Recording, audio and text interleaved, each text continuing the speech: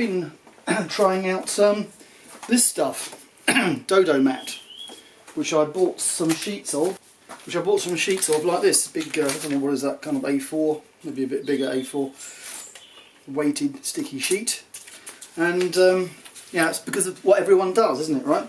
So, but on the other hand, I've been thinking to myself, well, this is GRP or fiberglass.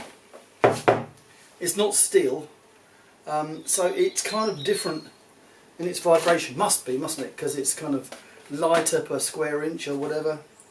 Possibly, who knows? But anyway, for sure, it's different.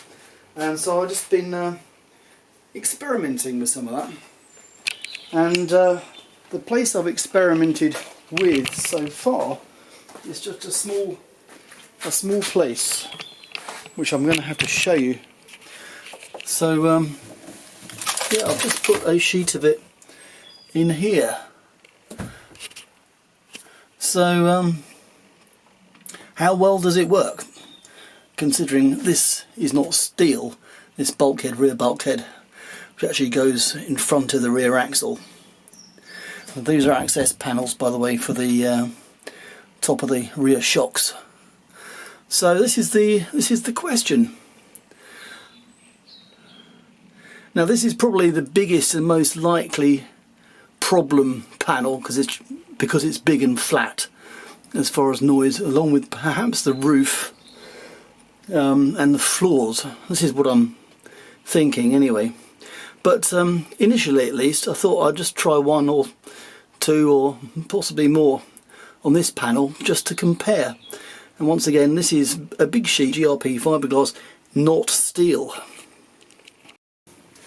So just before I go any further, I will just demonstrate. It's going to be difficult to hear, I'm sure, but on the left-hand side as we look at it, listen if you can. That's how it sounds without a sheet of stuff on. On this side,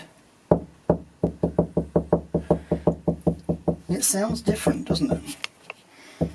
So again, lo lo lo. I'd say lo lo lo lo lo lo lo. Can't even go down that low. It's a much lower note.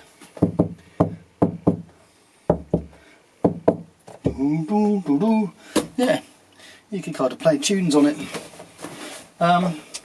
Anyway, yeah, so that's, if nothing else, going to alter the pitch of the drumming noise, which inevitably will be there. And I'm going to use this.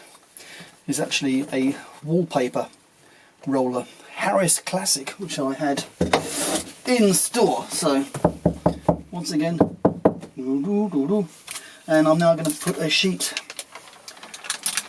on the other side, which handily fits right in there without having to be cut. So okay, let's listen now, so I can make that comparison. It's still higher pitched. Well, I don't know. Depends on how you hit it.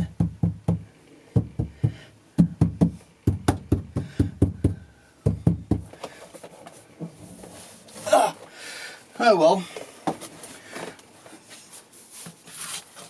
We will never know for sure.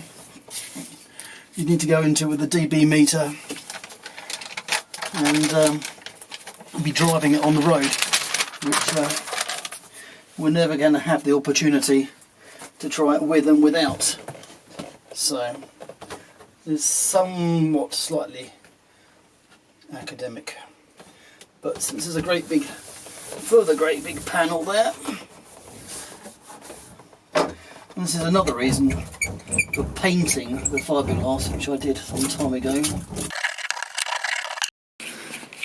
And after a bit more work, it looks like this. Now I've kind of focused on the seat base because the exhaust silencer I think is going to go under here. So that and the wheel arches and the back panel, which I said before. So we will never know whether it's actually going to be quieter, because of course we won't have it both silenced and unsilenced to compare.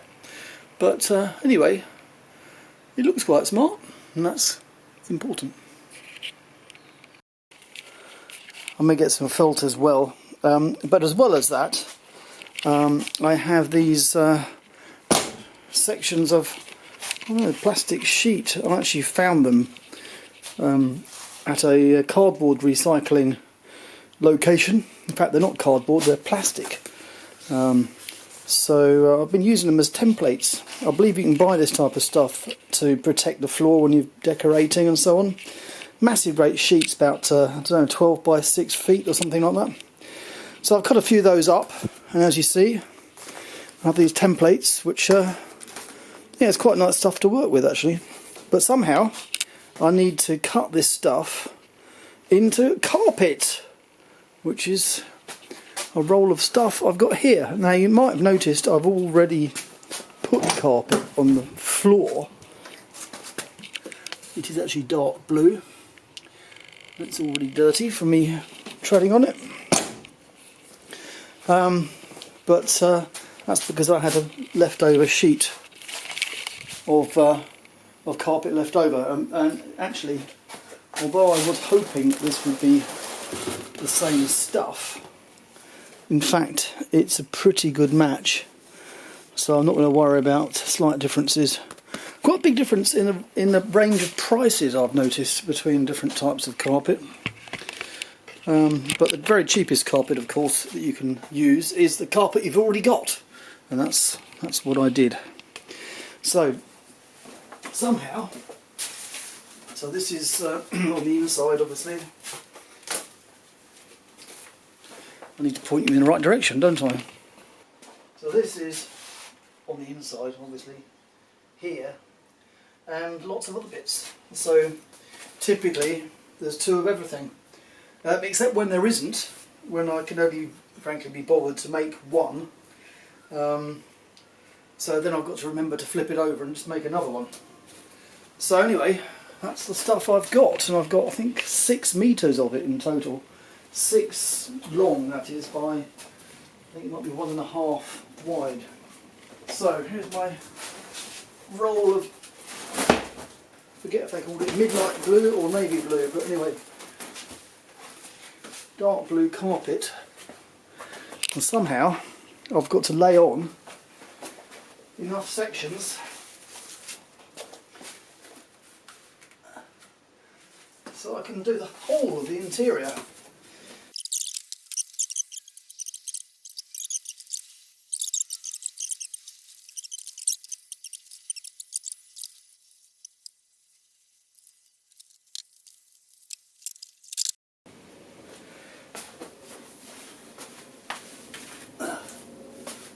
These shears, I think, are sold for cutting metal with, but they're actually very good on cutting carpet because they're sharp.